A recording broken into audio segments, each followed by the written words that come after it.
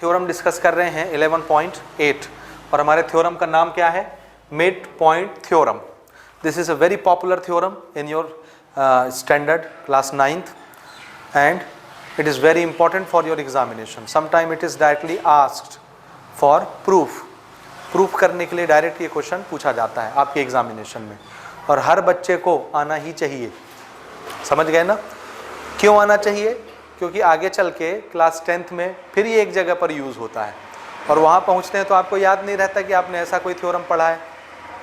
समझ रहे हैं ना? ठीक है.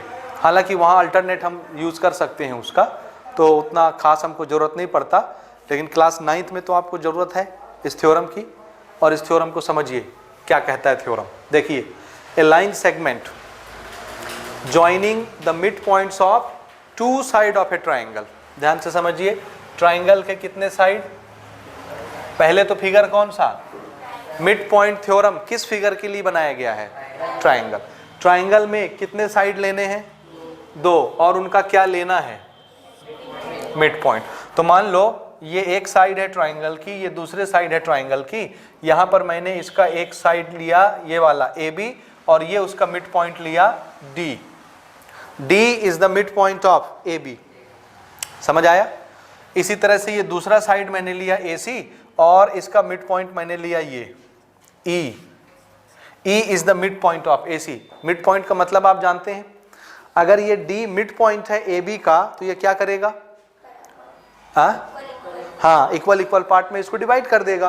तो जितना AD होगा उतना ही DB होगा. अगर E मिड पॉइंट है AC का तो जितना AE होगा उतना ही EC होगा. ये दोनों इक्वल पार्ट में डिवाइड, ये दोनों इक्वल पार्ट में डिवाइड. मिड पॉइंट का मतलब समझ में आया? ठीक है. नाउ अब ध्यान से सुनिए.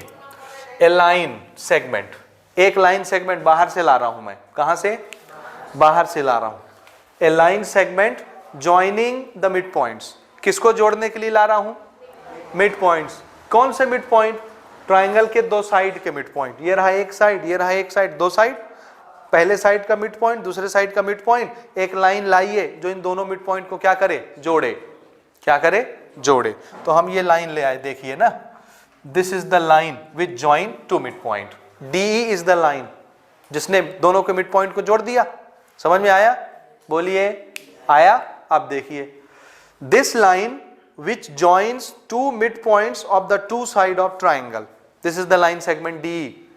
This is always parallel to the third side. ये जो लाइन आई जो दो साइड के मिड पॉइंट को जोड़ती है वो ट्राइंगल के तीसरे साइड से पैरेलल हो जाती है. समझ रहे हैं? ये रहा तीसरा साइड ना. एक साइड, ये दूसरा साइड, इसके तो मिड पॉइंट ले लिए, तो तीसरा साइड कौन बचा ट्राइंगल में? BC. समझ आया? समझ आया? तो पहली चीज क्वेश्चन क्या बोलता है? This is parallel to the third side and equal to half of it. इसको आप अदल बदल के सेंटेंस को लिख सकते हैं अपने शब्दों में. मैंने तुम्हारे बुक जैसा नहीं लिखा है, आप चाहें तो वैसा भी लिख सकते हैं. ठीक है? फिर से ध्यान से सुनिएगा स्टेटमेंट, ध्यान से समझिएगा. किस लाइन के बारे में बात हो रही है? उस लाइन सेगमेंट के बारे में बात हो रही है जो ट्राइंगल के दो साइड में जो मिड पॉइंट है उनको जोड़ने का काम करती है. कौन है वो लाइन? DE. जो D और E दोनों मिड पॉइंट है ना, AB और AC के दोनों मिड पॉइंट को जोड़ने वाली लाइन तीसरे साइड से क्या हो जाती है? पैरेलल. और तीसरे साइड से आधी हो जाती है लेंथ में. ये अगर 10 सेंटीमीटर का होगा तो ये कितने का होगा? 5. ये अगर 16 सेंटीमीटर का होगा तो ये कितने का होगा? 8. हाफ हो जाती है लेंथ में. समझ आया? एक तो तीसरे साइड से पैरेलल हो जाती है और तीसरे साइड का हाफ हो जाती है. दो चीजें, एक पैरेलल और दूसरा हाफ. समझ आया? This is mid point theorem. समझ आ गया? सो ए line joining the two midpoints of two sides of a triangle always parallel to the third side of triangle and always half of the third side of triangle. बात समझ में आया? ठीक है ना? यहां तक समझ गए? तो ABC is a triangle और हमको क्या दिया गया है? D is mid point of किसका? AB का मिड पॉइंट.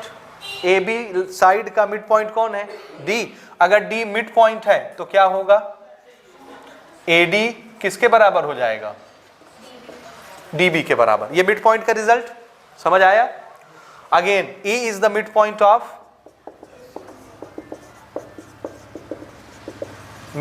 ऑफ AC, तो इसका result AE is equal to EC। यहां तक समझ आया। ये दोनों आपस में बराबर हो जाएंगे मिड पॉइंट होने की वजह से, ठीक है। Who is the line joining the mid point? DE is the line joining the mid point.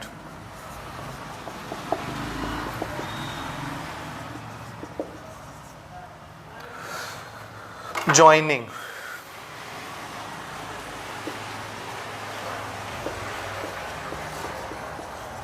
Mid points, ठीक है। यहां तक समझ आया। अब देखिए हमको प्रूव क्या करना है,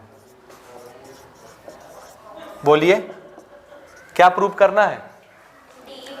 D BC के पैरेलल, पहली चीज पैरेलल हो जाती है तीसरे साइड से, सो DE किसके पैरेलल? BC। और क्या प्रूव करना है दूसरी चीज? एक तो ये हो गया इक्वल हाफ, हाँ half of the third side. तो ये वाली साइड जो दो मिड पॉइंट को जोड़ती है वो तीसरे साइड से कैसी हो जाती है? आधी हो जाती है, इसका आधा हो जाता है ये। तो DE कितना हो जाएगा? BC का आधा, हाफ। ये समझ आया लिखने का तरीका? समझ आ रहा है कि नहीं आ रहा है? ये दो चीजें हमको प्रूव करनी है। बोलो क्लियर है यहां तक कि नहीं है? बोलो मुंह से, है ना? तबीयत ठीक है ना? हाँ ठीक है। ठीक है, आगे बढ़ा जाए। अच्छा, आप इसके लिए छोटा सा कंस्ट्रक्शन हम लोग करेंगे और क्या करेंगे?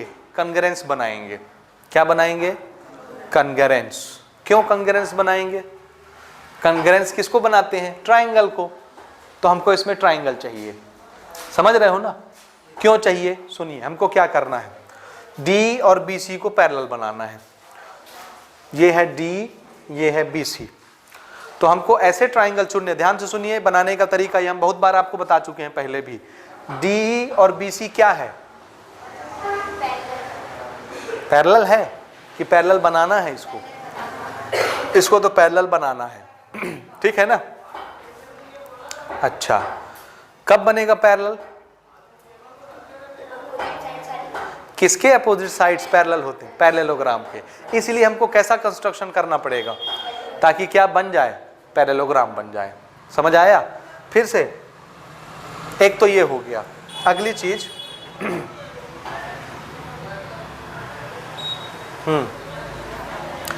DE को BC का हाफ बनाना है। DE को BC का हाफ बनाना, ये कैसे बनाएंगे? हाफ कैसे बनाएंगे? इसको आधा करना है, इसका आधा हो जाएगी। तो ये पूरा है तो ये आधा होना चाहिए, तो इसको भी पूरा कर दीजिए, तो ये पूरा बराबर हो जाएंगे। तो हमको ऐसे कंस्ट्रक्शन करना है कि दोनों पूरे पूरे हो जाएं, बराबर बराबर लेंथ हो जाएं और आपस में पैरेलल रहे। ठीक, तो देखिए इसमें कंस्ट्रक्शन कैसे करते हैं ना।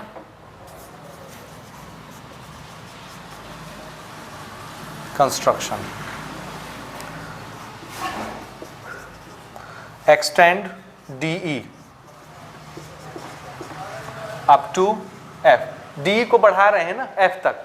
इधर ध्यान से सुनो, DE को हम लोग एक्सटेंड कर रहे हैं F तक। ऐसे एक्सटेंड करना है ताकि ये वाला लेंथ, ध्यान से देखिएगा ना, ये इसको ऐसे आगे बढ़ाना है। ये जितना बड़ा लेंथ है इधर भी उतना ही बड़ा बन जाए। F, समझ रहे हैं? D वाली लाइन को ऐसे आगे बढ़ाइए कि D जितना बड़ा था उतना ही बड़ा कौन बन जाए? DF। ताकि D और DF बराबर हो जाए तो E क्या बन जाए? इस लाइन का मिड पॉइंट। समझ आया? और इसको हम ज्वाइन कर लेंगे, ज्वाइन FC। समझ गए? सो EFC बिकम ए ट्राइंगल। समझ में आया कि नहीं आया? आया ना? up to F such that DE is equal to EF। ठीक है? उसके बाद join FC। FC को ज्वाइन कर दिए। यहां तक बोलो समझ आया? ठीक, अब प्रूफ करना स्टार्ट कर रहे हैं। प्रूफ ध्यान से देखिएगा ना, ये है ट्राइंगल नंबर 1 ADE, ध्यान से समझते जाइएगा। Triangle number 1, this is triangle number 2। ठीक है, यहां तक समझ आया? आया कि नहीं आया? आया। मुझे देखना ये लाइन और ये लाइन पैरेलल साबित करनी है। पैरेलल कब होती है? दो लाइन पैरेलल कब होती है? जब करस्पॉन्डिंग एंगल इक्वल होते हैं, अल्टरनेट एंगल इक्वल होते हैं, कोई इंटीरियर एंगल का सम 180 होता है, कोई भी एक बहाना लगा लेंगे। समझ आया? अब ध्यान से देखिएगा, अगर मैं इन दोनों ट्राइंगलों को कन्ग्रेंट प्रूव कर दूं तो इनके सभी करस्पॉन्डिंग एंगल क्या हो जाएंगे? इक्वल। तो इस ट्राइंगल का एक एंगल हो जाएगा ये, और इस ट्राइंगल का एक एंगल हो जाएगा ये, करस्पॉन्डिंग एंगल। अगर ये दोनों एंगल इक्वल हो गए तो ये क्या माना जाएगा? ट्रांसवर्सल। तो ये वाली लाइन और ये वाली लाइन क्या हो जाएंगी? पैरेलल। क्या हो जाएंगी? पैरेलल। समझ आया? कौन सी? ये वाली लाइन और ये वाली लाइन पैरेलल हो जाएगी। क्या हमको इसको पैरेलल बनाना है? हमको किसको पैरेलल बनाना है? डी और BC, इसको। तो ठीक है ना, ये वाली लाइन पैरेलल हुई? ध्यान से सुनना, ये वाली लाइन पैरेलल हुई कि नहीं? कब होगी? जब ये दोनों एंगल क्या हो जाएंगे? इक्वल। अल्टरनेट एंगल दिख रहे हैं आपको कि नहीं? ये बनेगा ट्रांसवर्सल, जो पहली लाइन को टच करके एंगल बनाता है इस पार, दूसरी लाइन को टच करके एंगल बनाता है उस पार, अल्टरनेट एंगल। अगर ये अल्टरनेट एंगल इक्वल हो गए तो ये दोनों लाइनें क्या हो जाएंगी? पैरेलल। हो गई पैरेलल? पैरेलल पैरेलल, ध्यान से सुनना, ये दोनों लाइन पैरेलल। ठीक बात? ठीक बात? बोलो ठीक। अब अगर इसी दोनों लाइन को मैं इक्वल भी बना दूं, पैरेलल तो साबित हो गए, इक्वल भी हो जाएं, तो क्या होगा? किसके अपोजिट साइड पैरेलल भी होते हैं, इक्वल भी होते हैं? पैरेललोग्राम। तो ये क्या बन जाएगा? पैरेललोग्राम। समझ आया? इक्वल भी हो जाए और पैरेलल भी हो जाए तो पैरेललोग्राम बन जाएगा। तो पैरेललोग्राम का एक अपोजिट सेट पैरेलल होता है, इक्वल होता है, तो दूसरा क्या होता है? पैरेलल और इक्वल। समझ आया? तो ये भी क्या हो जाएगा? पैरेलल और इक्वल। ये मिड पॉइंट है तो ये इक्वल टू ये नहीं हुआ, तो इसको आप क्या लिख सकते हैं? इसको DF को क्या लिख सकते हैं? 2 टाइम DE लिख सकते हो कि नहीं भाई? D और ये EF मिलके DF बनाते हैं, जो कि इसके बराबर बनेगा, BC के बराबर। इसको हम लिख देंगे 2 टाइम DF को लिख सकते हैं ना, 2 टाइम DE। तो 2 time D is equal to BC, तो वो 2 आ जाएगा BC के नीचे। तो ये भी प्रूव हो जाएगा, D is equal to BC upon 2। नहीं समझे? समझे ना? अब रह गया सवाल, इसको पैरेललोग्राम कैसे बनाएं? पैरेलल का तो समझ में आता है, ये दोनों एंगल इक्वल हो जाएंगे तो ये दोनों लाइन पैरेलल हो जाएंगी। इक्वल कैसे बनेगा? इक्वल ऐसे बनेगा, ये दोनों ट्राइंगल अगर कन्ग्रेंट बना दिए, कन्ग्रेंट, तो करस्पॉन्डिंग साइड्स क्या होते हैं कन्ग्रेंट ट्राइंगल के? इक्वल। इस ट्राइंगल का ये वाला साइड और इस ट्राइंगल का ये वाला साइड करस्पॉन्डिंग साइड्स हैं, दिख रहे हैं? तो अगर ये दोनों ट्राइंगल कन्ग्रेंट हो गए तो ये दोनों करस्पॉन्डिंग साइड्स भी क्या हो जाएंगे? इक्वल। अब ये मिड पॉइंट है तो ये और ये बराबर हैं, ये और ये। तो अगर ये इसके बराबर हुआ, ये इसके बराबर था, ये इसके बराबर बन चुका है, तो ये भी क्या हो जाएंगे आपस में? बराबर।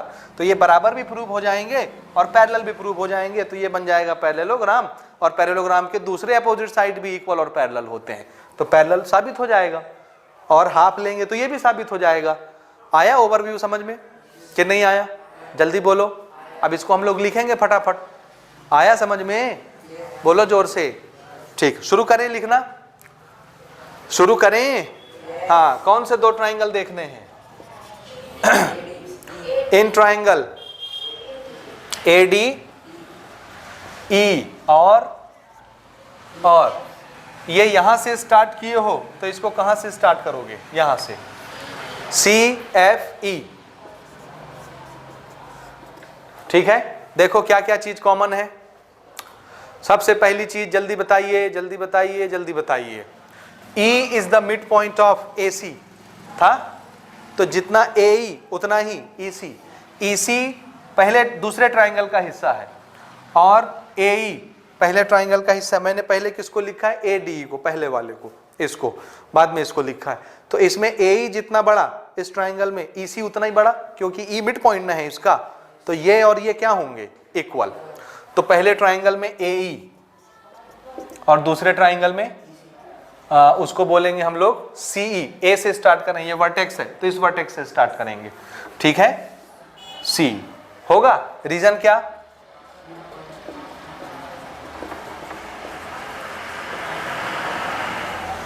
ये, ठीक है। पहली चीज दिख रहा है ना, तो ये साइड इस साइड के बराबर हो गई, साइड साइड। दूसरा चीज देखो, ये एंगल पहले ट्राइंगल का, ये एंगल दूसरे ट्राइंगल का बराबर होंगे कि नहीं? क्यों? वर्टिकली। एंगल के नाम बोलो, AED equal to CEF। Reason में वर्टिकली अपोजिट एंगल लिख लेंगे आप, वर्टिकली अपोजिट एंगल्स। समझ आया? आया ना? ठीक। अगली चीज, हमने इस लाइन को कैसे बढ़ाया था कंस्ट्रक्शन करके कि ये और ये क्या हो जाएं? बराबर। E is the mid point of this line. So इस ट्राइंगल का ये वाला साइड और इस ट्राइंगल का ये वाला साइड, दोनों साइड कैसे हो गए? इक्वल। कंस्ट्रक्शन से बनाए ना हमने ऐसा। इधर देखो ना, लिखे हैं कहीं पर, ये देखो, बनाए हैं, बनाए हैं।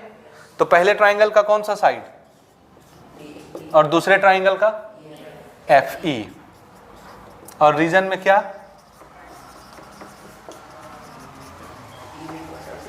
बाय कंस्ट्रक्शन, कंस्ट्रक्शन करके बनाया हमने, ठीक है। अब देखिए क्राइटेरिया फिट हुआ क्या? कौन सा? Side angle side, side angle side, side angle side. दोनों ट्राइंगल क्या हो गए? Triangle ADE congruent to triangle CFE by side angle side criteria. ये हो गए। अब अगर दो ट्राइंगल कन्ग्रेंट हो गए तो क्या होगा? बोलिए। सभी करस्पॉन्डिंग साइड्स इक्वल, सभी करस्पॉन्डिंग एंगल्स बोलिए इक्वल ना। सबसे पहले करस्पॉन्डिंग साइड्स कौन सा चाहिए था? ये तो इसके बराबर है, ये इसके बराबर है, कौन बचा? ये और ये बराबर हो गए। तो यहीं पर लिखता हूं मैं, इसका कौन सा साइड लेना है? AD। तो इसका कौन सा लेना पड़ेगा? CF। रीजन क्या? Reason CPCT। फिर से एंगल भी ले लें, ये करस्पॉन्डिंग एंगल, ये करस्पॉन्डिंग एंगल, समझ रहे हैं ना? इस एंगल का नाम ADE और इस एंगल का नाम CFE। और दोनों के लिए रीजन क्या? CPCT। ठीक है, हो गए इक्वल। तो देखो इसको इसको इक्वल कर लिए कि नहीं? ये और ये इक्वल हो गया। जरा बताओ ये इसके बराबर था कि नहीं? D से mid point. Since AD is equal to DB, therefore AD CF के बराबर, AD DF के बराबर, तो DB भी CF के बराबर हो गया कि नहीं? हो गया ना? ये देखो ना, नहीं समझ आ रहा? नहीं आ रहा समझ? ओहो, अभी अभी ये और ये बराबर बने कि नहीं? ये और ये पहले बराबर थे कि नहीं? क्यों? D is the mid point of this line, so this equal to this. अगर ये इसके बराबर है, ये इसके बराबर है, तो ये दोनों आपस में बराबर होंगे कि नहीं? होंगे ना। Therefore DB equal to CF। ये 1 नंबर। DB CF को हमने बराबर कर लिया। अब क्या करना बाकी है? These are opposite sides, equal हो गए हैं। अब क्या करना बाकी है? पैरेलल। अगर इसको मैं पैरेलल भी बना दूं, इक्वल तो बन गया अपोजिट साइड, इसको पैरेलल भी बना दूं तो ये फिगर क्या बन जाएगा? पैरेललोग्राम। और पैरेललोग्राम जहां बना तो हमारा काम हो जाएगा। समझ रहे हो? तो अब क्या करना है? पैरेलल बनाना है। पैरेलल हो गया कि नहीं? देखो क्यों क्यों? ओहो, हाँ, this angle equal to this angle, ये भी तो होगा CPCT से। ये एंगल बराबर तो ये ट्रांसवर्सल, ट्रांसवर्सल। और जब भी अल्टरनेट बराबर होते हैं तो ये लाइनें क्या हो जाती हैं? पैरेलल। कौन सी? ये और ये, इसकी बात हो रही है ना भाई। इसके साथ एंगल बन रहा है ये और इसके साथ एंगल बन रहा है ये, तो AD CF के बराबर। अब AD खुद इसके बराबर था तो DB भी CF के पैरेलल हो जाएगा। समझे कि नहीं, बोलिए। ठीक है ना, यहां से देखिएगा, since angle ADE equal to angle CFE और ट्रांसवर्सल किसको है, किसको बोलना है, DF।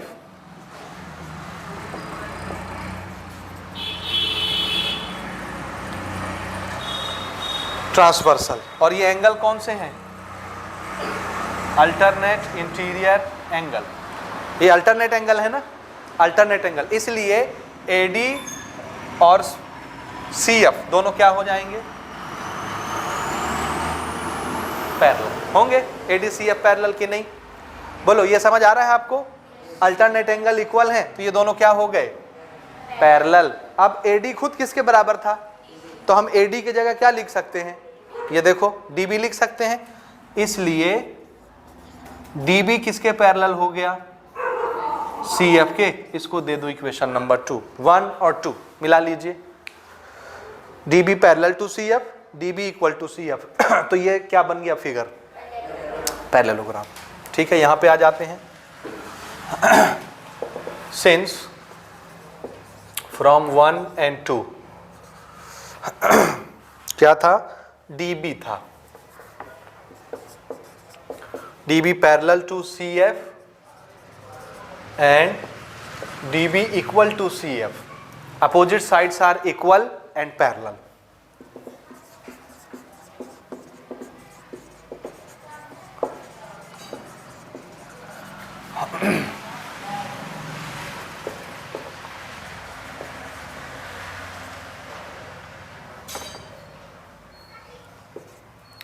Therefore, क्या नाम है भैया इस चिड़िया का, DFCB,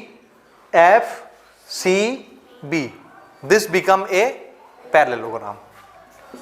DFCB is a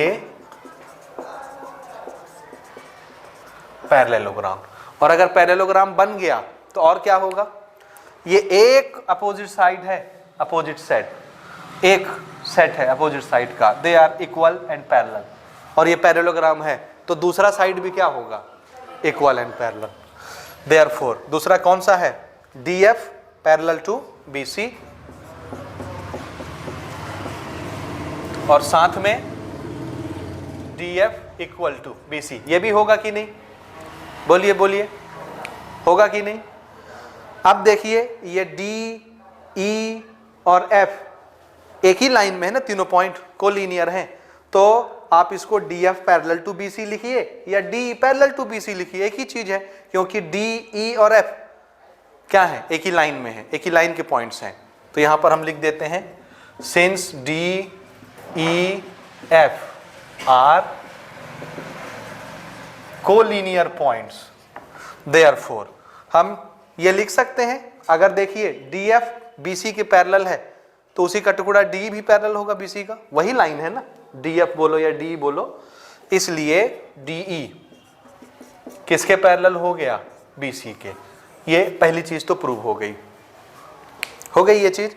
अब ये लाना बाकी है, हम देखिए ये क्या था, इस लाइन के लिए ये मिड पॉइंट था E, इसके बराबर ये बनाए थे ना, बनाए थे, तो D इक्वल टू EF होगा, तो DF को क्या लिख सकते हैं आप, D प्लस EF, EF की जगह क्या लिख सकते हैं, D, तो 2 time D is equal to DF लिख सकते हैं, लिख सकते हैं कि नहीं, हाँ, DF is equal to BC था, और DF को हम लोग क्या लिख सकते हैं, 2 टाइम DE, देखिए लिख सकते हैं कि नहीं, DF को 2 टाइम D लिख सकते हैं, बोलो जल्दी से, ये और ये बराबर हैं, तो इसको डबल करोगे तो DF बन जाएगा, लिख सकते हैं। सो हमारा क्या था, DF equal to BC, DF की जगह क्या लिखना है, 2 into D equal to BC, तो 2 किधर चला जाएगा, नीचे, ये देख लो, D equal to BC upon 2 बन जाएगा, आया समझ में। तो देखिए ये पैरेलल भी आया, ये हाफ भी आया, प्रूव हो गया, समझ आया, ये देखो प्रूव। और कंक्लूजन क्या निकला, आपको कंक्लूजन याद रखना है, क्या निकला कंक्लूजन, जल्दी से बोलिए, इसका कंक्लूजन क्या निकला, जल्दी बोलिए, जल्दी बोलिए। इसका कंक्लूजन क्या निकला? ध्यान से सुनिए। एक ट्रायंगल में अगर आपको दो साइड का मिड पॉइंट पता हो, क्या पता हो? Mid point. तो एक लाइन अगर एक ट्रायंगल के दो साइड के मिड पॉइंट को जोड़ेगी, मिड पॉइंट को जोड़ेगी, तो वो ट्रायंगल के तीसरी साइड से कैसी हो जाएगी? पैरेलल। और तीसरी साइड से इसका लेंथ कैसा हो जाएगा? हाफ। समझ आया? आया समझ में? ये इसका कंक्लूजन है। इसको आपको याद रखना है, आगे हम लोग इसको यूज करेंगे एक्सरसाइज में, ठीक है। इसी का एक छोटा सा कन्वर्स भी है, इसका उल्टा। उल्टा कैसे बनेगा? उल्टा कैसे बनेगा? जल्दी बोलिए। इसी का उल्टा कैसे बनाएंगे? अभी हमने आपको क्या बताया कि मिड पॉइंट को जोड़ने वाली लाइन तीसरे साइड से पैरेलल होती है, यही बताया ना, दो मिड पॉइंट को जोड़ने वाली लाइन तीसरे साइड से पैरेलल होती है। अगर मैं इसको ऐसे बोलूं, ये ट्रायंगल का एक साइड है, ये उसका मिड पॉइंट है, इसका मिड पॉइंट मुझे पता नहीं, इस साइड का मिड पॉइंट मुझे नहीं मालूम है। अब सुनिए, ट्रायंगल के एक साइड के मिड पॉइंट से अगर एक लाइन चले और ये लाइन तीसरी साइड से पैरेलल होके चले, तो दूसरी साइड को जब काटेगी तो कहां से काट के निकलेगी? ये कौन सा पॉइंट होना चाहिए? Mid point. समझ आया कि नहीं आया? आया। तो एक लाइन जब एक साइड के मिड पॉइंट से निकले और एक साइड से पैरेलल होके निकले, तो कंपलसरली अगले साइड को मिड पॉइंट से ही काट के गुजरेगी, ये उसका मिड पॉइंट होगा, वहीं से पास होगी। समझ आया कि नहीं आया? This is the converse of this theorem. ये नोट करें आप जल्दी से।